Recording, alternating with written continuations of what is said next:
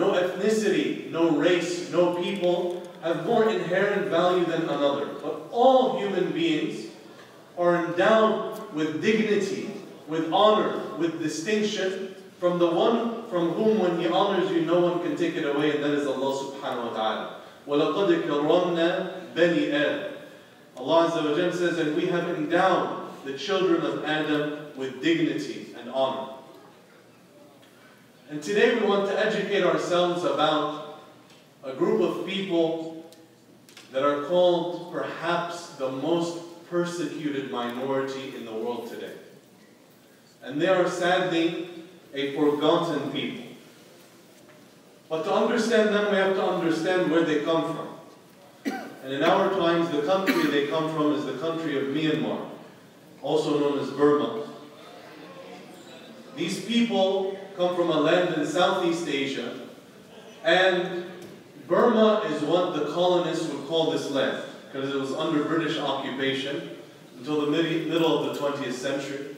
And Myanmar is what its people call them. So the terms are used interchangeably in modern times, which you'll see many maps and many references moving towards the term Myanmar to respect what the people of the land called it rather than what it was called in colonization.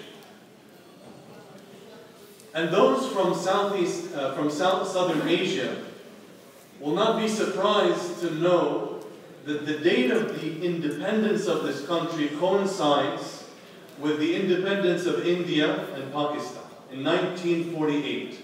Because they are all, the countries today are founded in the aftermath of British colonization.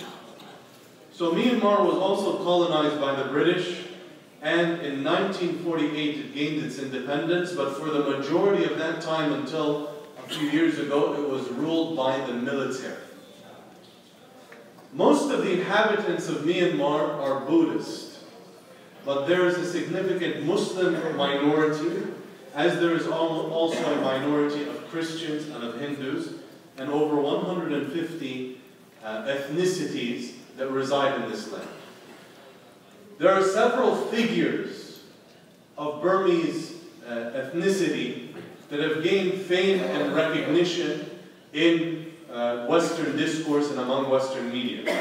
And one in particular, who was given the Nobel Peace Prize some years ago, is a woman named Aung San Suu Kyi. And her father is considered the father of modern Burmese resistance and the desire to have self-determination and democracy. He was assassinated when she was still quite young, and she was a major figure of this resistance from a young age, and she was imprisoned and tortured and persecuted for her voice, and she continued to resist even in exile in the United Kingdom, and she organized. And then in the early 2000s, there were the first democratic elections in Myanmar, and her party won in a landslide in circumstances not unlike really the aftermath of apartheid South Africa and the story of Nelson Mandela. That she had been this resistance figure and she had suffered greatly, and then she returned to her land, and till this day is the de facto leader of Myanmar. I want you to remember her because she will be an important figure as we talk about the plight of the Rohyingya people. Sadly, after running and winning, these same people in power today are committing atrocities and persecution that is much worse than their military predecessors. And this is appalling. This is truly shocking. But sadly, it is not unique. In fact, here in this audience, we have more than 75 nationalities represented in the IAR. You will be shocked to find in our history and the history of many countries of origin here, especially in the aftermath of colonization, that some of the first democratic leaders, some of the first elected people, some people that are not from the cities or brought up in the palaces, but were brought up on the most meager rations, under the very persecution of their predecessors, when they tasted power, they became the most brutal of dictators and persecuted the people that they were amongst before. This is a sad chapter in the history of so many countries in the history of this land as well. So now, the people in power today in Burma, they have a disease of the heart that all of us are prone to as well, and that we have to be cautious of. And that is the disease of racism. The disease of seeing another as beneath you and beneath your people. And Allah Azza wa Jal cautions regarding the source of this disease. Allah Azza wa Jal, there are many ayat that talk about this, but one of them is in Surah Sad. Because the source of this disease is none other than the devil himself. None other than Iblis, who would become the shaitan or the Satan. Allah Azza wa Jal says, قَالَ يَا إِبْلِيسُ مَا مَنَعَكَ أَن تَسْجُدَ لِمَا خَلَقْتُ بِيَدَيَّ. When Iblis refused to bow to Adam, Allah Azza wa Jal questioned him and asked him, what stopped you from bowing to what I created with my hands? أَسْتَكْبَرْتَ أَمْ كُنْتَ مِنَ الْعَالِينَ. Are you arrogant, or were you always from the haughty, from those that saw themselves above others? Now imagine that Allah Azza wa Jal himself reprimands you, but doesn't immediately punish, doesn't immediately bring to account. In this juncture, Iblis insisted on his disobedience. قَالَ أَنَا خَيْرٌ مِّنْهُ خَلَقْتَنِي مِنْ نَارٍ وَخَلَقْتَهُ مِنْ طِينٍ. He said, I am better than him. You created me from fire, and you created him from dirt. And in this, Iblis followed his obstinance to the most nonsensical of conclusions. That rather than making istighfar, than turning in tawbah in that moment, Iblis asked Allah subhanahu wa ta'ala for a delay in the inevitable punishment. Why? So that he could seek to destroy the progeny of Adam and show Allah subhanahu wa ta'ala that they were not worthy of this favor. But this makes no sense. Because every time he is doing this, he is getting more sin and worse status for himself. And thus is the end of a human being who allows these disease to creep into their hearts. From the small to the large, the moment I see myself as above others, I allow myself to see someone else because they're male or female, because they are different ethnicity, because their color of their skin is different than me, that the end of this disease is that human being will lose themselves and will do the most horrific atrocities. Because the one that does not fear Allah subhanahu wa ta'ala has no limits.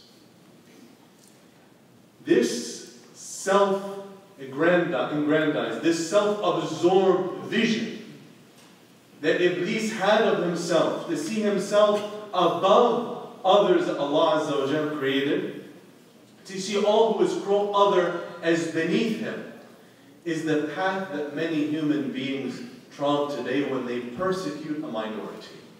It is part of the difficult history of this country with race relations until our times, as in different forms, economic, social, and political gain came on the backs of people of color and the black Americans. It is part of the difficult history of many Muslim majority lands, and it is an ugly chapter in the persecution of the Rohyingya people that we see as well. Remember that the Prophet ﷺ was sent to a people that had this inclination. The Arabs had an inclination to try, and to their people that was above their inclination to justice. That I'll stand with my father, that I'll stand with my people, even if they're wrong. And Allah Azza wa Jal replaced this with what is better than it. That I stand with principle, even if it's against myself and my own people. I stand with what's right, not what's in my self-interest. In this, the companions of the Prophet ﷺ moved from being people whose ancestors had blind allegiance to their kind to people of principle and morals and values and the akhlaq that Allah Azza wa Jal gave them in Islam. We ask Allah subhanahu wa ta'ala to give it to us as well. My brothers and sisters, the beginning of empathizing with the Rohingya people is to now understand where they fit in this history. The Rohingya are descendants of a people that had a great civilization in Southeast Asia. They are the descendants of the Arakan, who in our times are called the Rohingya people. This is also the name of the land where the majority of them inhabit. It's a land southeast of modern Bangladesh in Myanmar on the ocean. And they were contemporaries of the Mughal dynasty in neighboring India. So some of the Rohingya, not all, accepted Islam. They have been in this land since at least the 8th century, so over 1,000 land ethnically. But as Muslims began to inhabit India and began to trade with the Far East Asians, so also some of the Rohingya interacted with them and some of them accepted Islam. But as with many lands, Myanmar has over 150 ethnicities represented in these lands. But there is a strain of power in the government and a strain of ethnic Burmese and the strain of Buddhism that combine for a sort of, religiously justified racism that sees only some of these races, some of these ethnicities as the quote-unquote true and pure Burmese. And in fact, the government actually recognizes 8 ethnicities of these 150 as the true Burmese. And citizenship status in Burma, there are levels. And the higher levels are only open to people that fall into a particular status. So this class is entrenched in the religion. The practice of the religion is entrenched in the politics of the region. The Rohingya are so persecuted that they are not eligible, the majority of them, for any of the 3 classes of citizenship. They are treated as foreigners, if you will, and their movement and their daily lives are restricted. So they cannot move to freely engage in in freedom of movement in the country. They're economically shut out from many of the economic opportunities in the region, and Myanmar is one of the economies projected to have the largest growth worldwide in the coming years. They have a large natural resources in the region. Their largest agricultural export is rice. And so people are systematically shut out of these economics. And even, being treated as an inferior race, their ability to marry is restricted.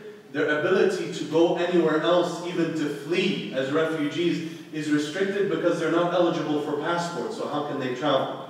And for this reason, the UN recognizes them as a stateless nation.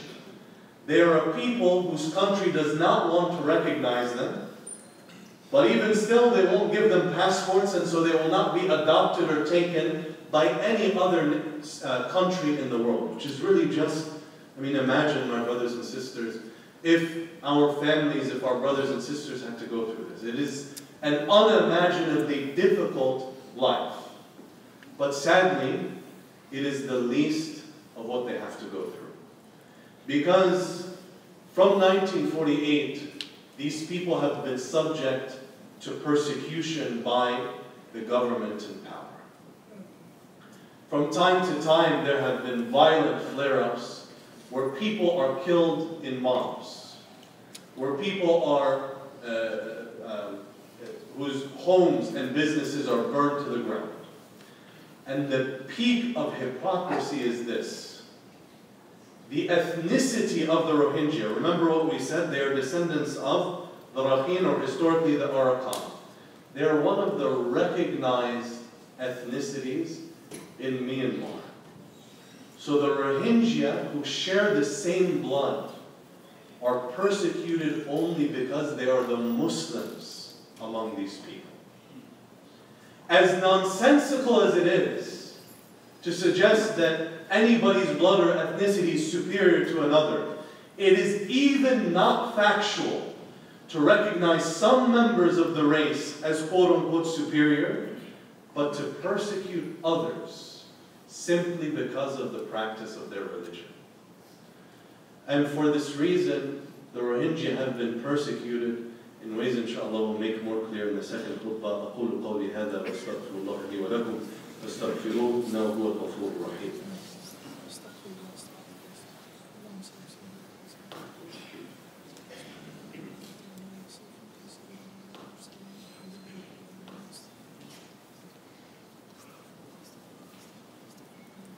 بسم الله الرحمن الرحيم. الحمد لله رب العالمين. إن الله وملائكته يصلون على النبي يا أيها الذين آمنوا صلوا عليه وسلموا تسليما. اللهم صل وسلم وبارك على نبينا محمد وعلى آله وأصحابه أجمعين وبعد. My brothers and sisters, we have been educating ourselves about the plight of the Rohingya and in general the values we derive from our religion, and being concerned with the persecution and the taking of rights of anybody, anywhere, no matter who they belong to or who the perpetrator is. And the Rohingya are stateless people. They are not wanted by their country, but it is difficult for them to get out because they're not eligible for passports. For this reason, literally hundreds of thousands of Rohingya refugees have inhabited many Muslim-majority lands in that part of the region, have gone to seek refuge in other places, and they have to do it under very risky conditions because there's no passport. So either under UN programs or literally by risking the oceans. And you may even be familiar with some. You know, one of the imams of Al-Haram al-Madani in Al-Madinah al-Munawwara, Imam Muhammad Ayyub, rahimahullah. Many of you may remember he's one of the first imams of the Masjid al-Nabawi.